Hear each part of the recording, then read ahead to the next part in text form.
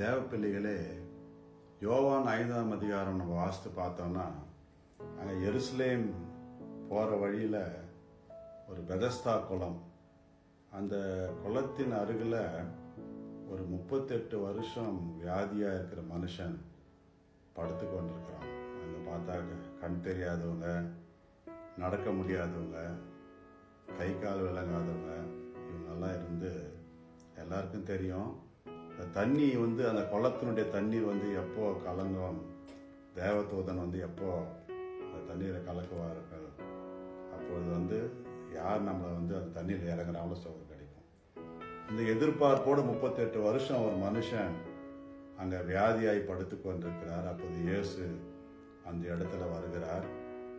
38 வருஷமும் அந்த யூத ஜனங்கள் அதே சாலை வழியாய் ஆடுகளை பலி செலுத்த அந்த பண்டிகையை ஆசாரிக்கும்படியாய் சென்று கொண்டிருக்கிறார்கள்.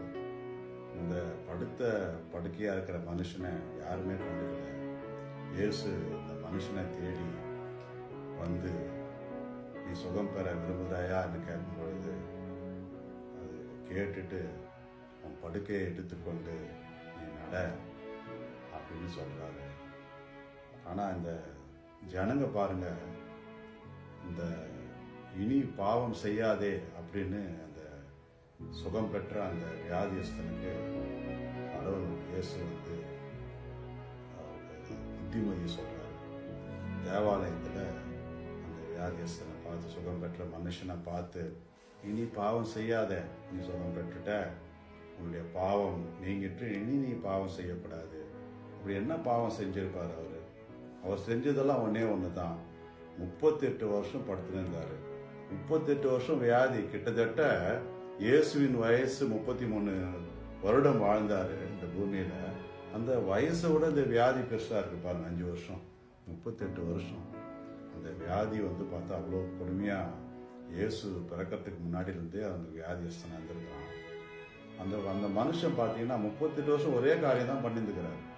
அந்த பெதஸ்தா குளம், தண்ணீர், தேவதூதர், எப்போ கலங்கும், எப்போ நம்ம அதை உலக தூக்கி போடுவாங்க. ஆனால் அதுக்கு முன்னாடியே இயேசு எருசலேம்ல வரத்துக்கு முன்னாடியே 2 அற்புதம் செய்கிறாரு.